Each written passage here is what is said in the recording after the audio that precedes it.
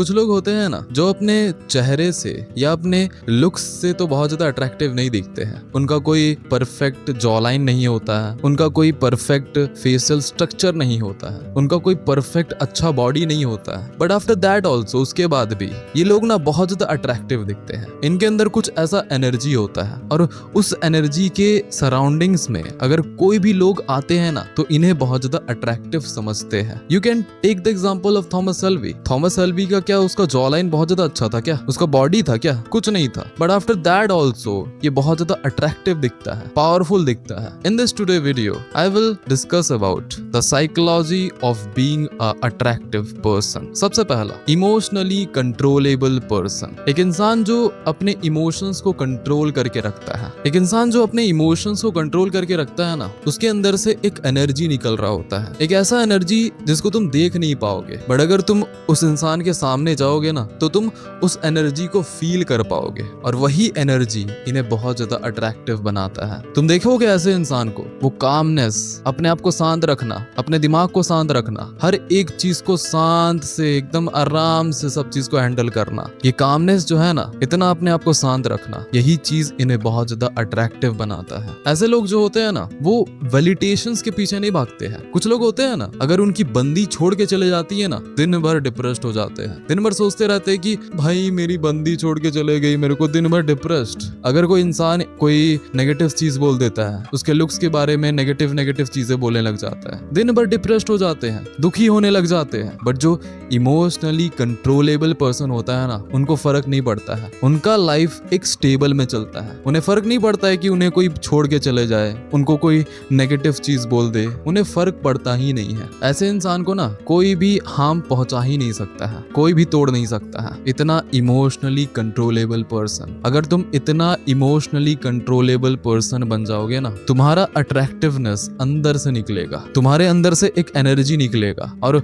उस एनर्जी में सारे लोग संपर्क में आएंगे ना तो तुम बहुत ज्यादा अट्रैक्टिव दिखोगे। दूसरे लोग तुमको देख करके अट्रैक्टिव समझेंगे, वो कामनेस को देख करके। देखो, इमोशनली कंट्रोलेबल पर्सन बनना इसका मतलब ये नहीं होता है कि तुम्हें इमोशनल लेस पर्सन बन जाना है, तुम्हारे अंदर इमोशंस होगे ही नहीं। इमोशनली कंट्रोलेबल पर्सन मतलब होता है तुम्हारे अंदर इमोशंस होते हैं बट तुम अपने इमोशंस के गुलाम नहीं होते हो। तुम्हारे इमोशंस तुम्हें कंट्रोल नहीं कर रहे होते हैं। तुम्हारे अंदर इमोशंस आते हैं, तुम्हें भी डर लगता है, तुम्हें भी गुस्सा आता है, बट तुम वो इमोशंस से नहीं चलते हो। तुम सोचते हो, थिंक करते हो, फिर जाकर के रिएक्ट करते हो। इमोशंस के गुलाम नहीं होते हो। अगर तुम इमोशंस के गुलाम बन जाओगे, तुम्हारा अट्रैक्टिवनेस वहीं पर नीचे गिरने लग जाएगा एंड तुम्हारा लाइफ डिस्ट्रॉय हो जाएगा। अपने इमोशंस को कंट्रोल करने का मतलब अपने इमोशंस से गुलाम नहीं होना। And the second one, discipline and consistency. देखो, अगर तुम्हें अपने चेहरे को अट्रैक्टिव बनाना है, लुक्स मैगजीन फॉलो करना है, सेल्फ इंप्रूवमेंट करना है, अपने फिजिक को अच्छा बनाना है, सब चीज को अच्छा करना है, वो चीज में तुम्हें क्या करना पड़ेगा? सिंपल, तुम्हें डिसिप्लिन होना पड़ेगा और कंसिस्टेंसी को मेंटेन करना पड़ेगा। उस चीज को रोज करते रहना पड़ेगा, तभी जा करके तुम अपने आप को अट्रैक्टिव बना सकते हो ना। तुम अगर लुक्स मैगजीन फॉलो कर रहे हो, एक दिन में तो नहीं हो जाता है ना, तुम उसको रोज फॉलो करोगे तभी जा करके तुम अपने आप को अट्रैक्टिव बना पाओगे। तुम्हें अगर एस्थेटिक अच्छा फिजिक बनाना है तो ये एक दिन में तो नहीं हो जाता है ना, तुम्हें रोज इस चीज को करना पड़ेगा, डिसिप्लिन वे पे और कंसिस्टेंसी को मेंटेन करके।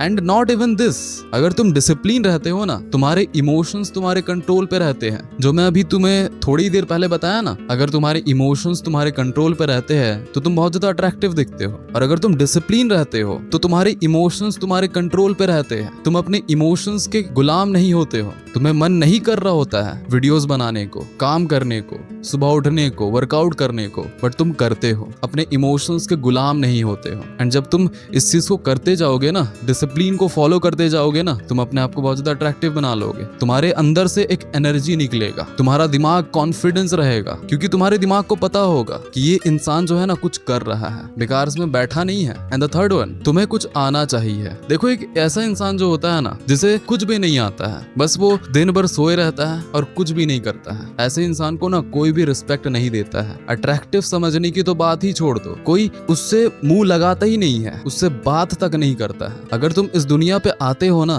तुम्हें कुछ करना पड़ेगा, तुम्हें कुछ काम करना पड़ेगा, तुम्हें कुछ सीखना पड़ेगा। अगर तुम कुछ जानते हो, तुम्हारे अंदर एक वैल्यू आता है। अगर तुम आज जा करके कोई भी स्किल को सीख लेते हो, तुम्हारे अंदर ना एक वैल्यू आता है कि तुम इस स्किल को सीखे हो। और जब तुम वो स्किल को अच्छे तरीके से मास्टर कर लोगे ना, तुम्हारे अंदर और भी वैल्यू आएगा। एंड तुम्हारा उस समय वैल्यू तुम्हारे चेहरे से नहीं बनेगा, तुम्हारे बॉडी से नहीं बनेगा, एस्थेटिक बॉडी को अचीव करने से वो वैल्यू को नहीं बनेगा। तुम्हारा वैल्यू बनेगा तुम्हारे काम से। एंड उसके बाद सारे लोग तुम्हें रिस्पेक्ट देंगे, तुम्हें अट्रैक्टिव समझेंगे। अगर तुम कॉलेज जा रहे हो ना, एंड अगर तुम स्कूल भी जा रहे हो, तो उस समय ऐसे इंसान मत बनो जो कुछ नहीं करता है। अगर तुम कॉलेज स्कूल जा रहे हो, पढ़ो। और अगर तुम्हें पढ़ाई में इंटरेस्ट नहीं है तो स्पोर्ट्स में भी इंटरेस्ट लगाओ। तुम्हें कुछ आना चाहिए। ऐसा नहीं कि तुम पढ़ाई भी नहीं कर रहे हो, स्पोर्ट्स भी नहीं कर रहे हो, कुछ नहीं कर रहे हो। तुम्हें कुछ करना पड़ेगा। जब तुम कुछ करोगे, तुम्हारे अंदर वैल्यू आएगा, एंड उसके बाद सारे लोग तुम्हें रिस्पेक्ट देंगे, एंड आफ्टर दैट तुम बहुत ज्यादा अट्रैक्टिव बन जाओगे। And the fourth one, social skills and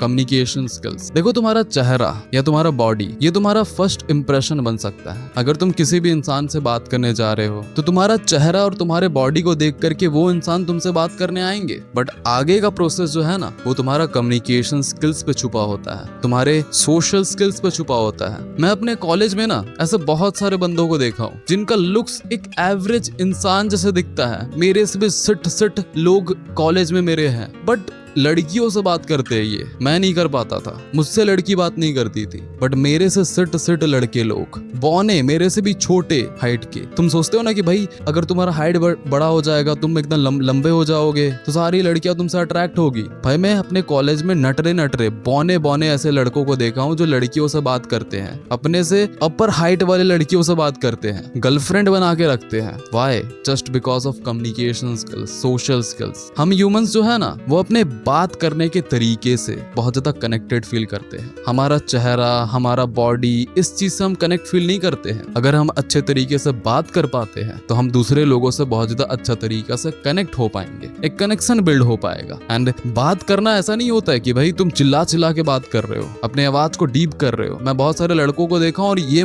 problem मैं भी करता था। मैं सोचता था कि अगर मैं एकदम डीप, एकदम ऐसे करके एकदम डीप आवाज करके बोलूंगा ना, तो अट्रैक्टिव दिखूंगा मैं। बट ऐसा नहीं होता है। बात करने का एक प्रोसेस होता है, एक टेक्निक होता है। एकदम शांत होकर के, कामली, आराम से बात करना है। अगर तुम आराम से बात कर पाओगे तो तुम बहुत ज्यादा कनेक्टेड फील कर पाओगे, एंड कनेक्शन बिल्ड होगा तो अट्रैक्टिव तुम बन जाओगे। That's all for today and thanks a lot. Thank you. Be like a man and do not be like a fucking boy.